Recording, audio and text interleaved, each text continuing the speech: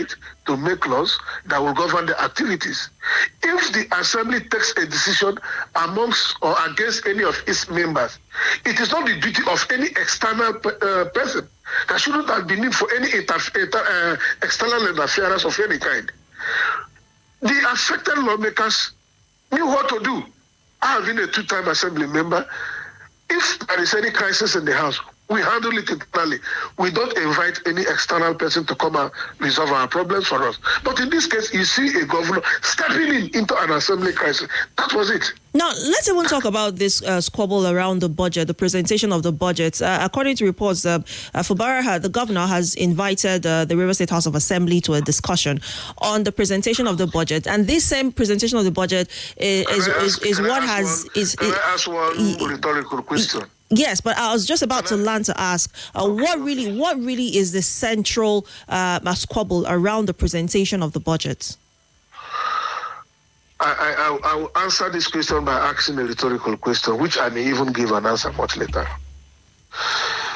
We must recognize the roadmap to where we are, what led to where we are.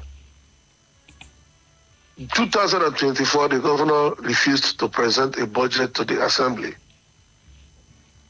Even in defense to a legitimate court order.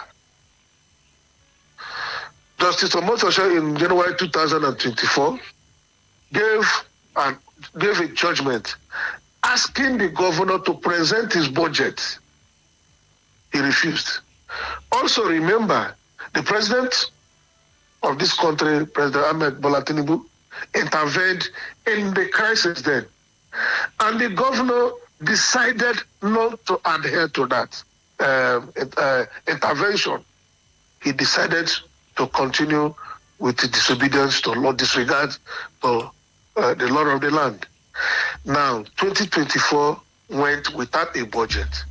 And for the first time in the history of this country, we have a governor who disbursed and spent estate's money without statutory appropriation law. Now, we went all the way for 16 months to the Supreme Court. And the Supreme Court has given a judgment. The question is, does the Supreme Court judgment require a review? What's the essence of the meeting? Supreme Court says, look, you go and represent your budget. What's the essence of the meeting? To review the decision of the Supreme Court? And people are giving attention to that. So I'm asking now, what is the essence of a meeting between the governor and the members of the House? Is it to review the decision of the court? And of course, we have a law, we have a rule that a court judgment is simply meant to be obeyed, no matter how perverse. The rule is that you must obey the court and a court order, no matter how. If it is a court of first instance, you must obey while you proceed to an appeal. In this case, we are talking of a judgment of the Supreme Court, the highest court of the land, and somebody is asking for a review, for a meeting, to sit on appeal on that judgment. Haba. Does that show good faith? So again, there's a good intention. Again, it's just that we have a governor who it has become his modus operandi to select, to alliance will say, cherry pick what to obey and what not to obey. Obey the ones that are pleasant to him and disobey the ones that are unpleasant to him, or that he feels it is not in his interest. That is the reason for the situation in Rivers State. Well, but you would agree with me that, prior to this, and in fact, one of the things that even caused for this high tension between the governor and these lawmakers is the fact that there was a suspension and, of some of these lawmakers that even left only 4 lawmakers that were remaining in the House. Some were impeached, some were suspended. No, that's not correct. That is not correct. Okay, so what's the true case of that then? What happened was there was a sitting presided over by Right Honorable Martin Amehule, and 4 lawmakers were suspended. 4 lawmakers were suspended. These 4 lawmakers left the hallowed chambers, went to Governor Fubara's office, and constituted themselves as lawmakers. Mind you, the law has the provision for what constitutes a quorum of the House. It is generic to every house under the Constitution of the Federal Republic of Nigeria. Every house, no matter the number, the quorum for legislative business is 1/3. As in the case of Rivers, the quorum for legislative activity in Rivers State House of Assembly is 11 outside the presiding officer. All right. So you discover that these people, 4 form a quorum anywhere. Even market meeting, women's meeting, even village meeting have quorum. In our case, for goodness sake, Nigeria operates a constitutional democracy where our rules are laid down. We have laid down rules where the Constitution decides what happens. For somebody to say under any circumstance that you are dealing with 3 persons or 4 persons as quorum in an assembly of 32 members, my dear, that is a misnomer now. Now, there's been several reports about a call for an impeachment if the budget is not presented to the House of Assembly. And with all of that and the growing fears of pockets of violence across the state, what would you say is possibly the solution going forward? No, don't bring the issue of violence there. There was reported that there were some men who were allegedly attacked in Emoha. Leave all those things. Leave all those things who are mere propaganda. We have lived in this country. We have been operating democracy for almost 24 years, if not more. There is nowhere where a court will take a decision and somebody will carry arms. In Rivers State, people have benefited from that. Nobody killed anybody. Nobody, in this case too, nobody will kill anybody. So leave that. All those things are mere. So we're saying those reports are false. If the governor is trying to incite people, that is his business. We are talking about the position of law. He is there. He became a governor not with the rule of arms or might. He became a governor. He is the governor through a constitutional process. So if anybody is... Anyway, I'm not even talking about it. There's no need going into impeachment or no impeachment. What should concern you and I is the reason why the governor will not obey a Supreme Court judgment. Is sending a not in Rivers State alone. That should concern everyone in Nigeria.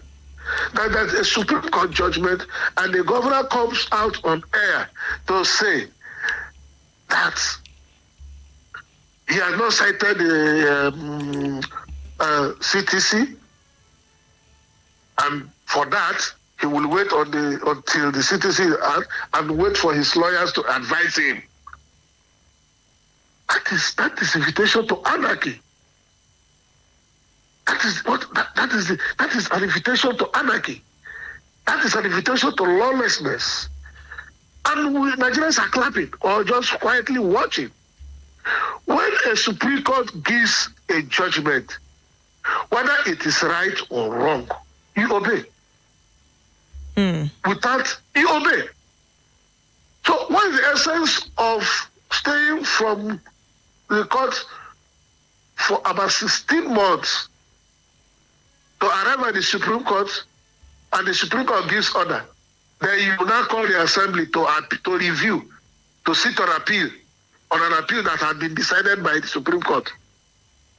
Does that person need to be a lawyer to know that something is wrong? All right, so I have to let you go because I know you're pressed for time. But let's talk about restoring political stability to Rivers State, as it were. I'm ready to address. I'm giving you up to. I have last 5-10 minutes to give to you, because it's good we address some of these issues so that people will know the state of affairs in Rivers State. Right. And they will say this, that the true state of affairs is that, in summary, that we've got a governor here seated who does not want to obey court orders. Even the Supreme Court made that explicit in a judgment.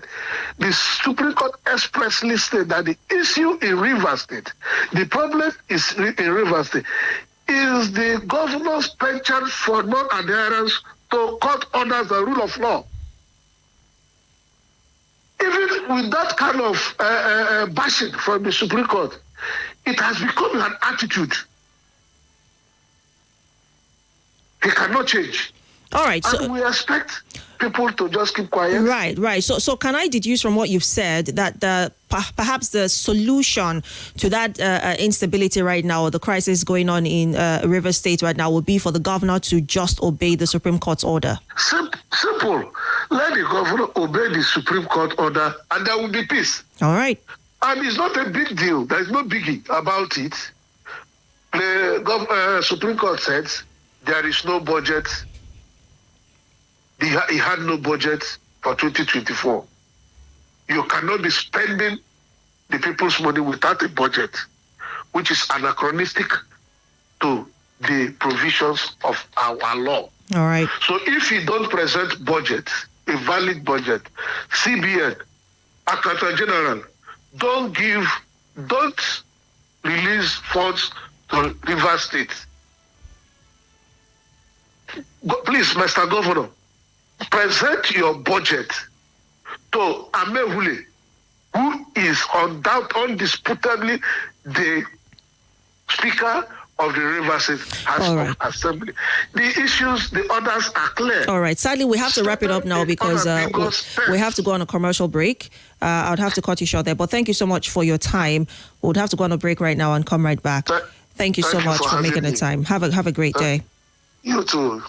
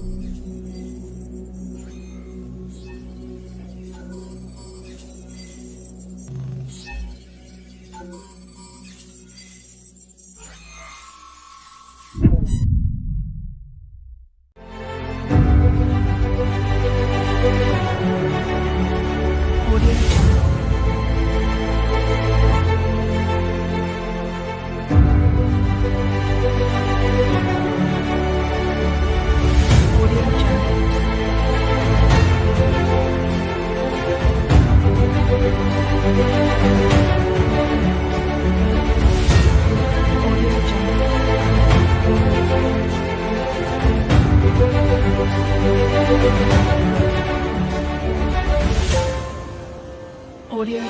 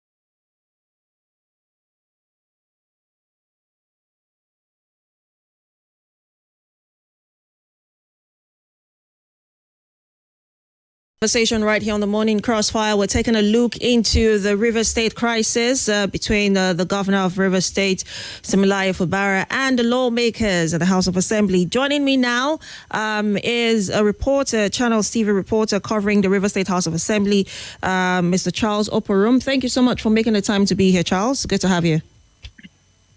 Thank you, Gabriella, for having me. Good morning to everybody.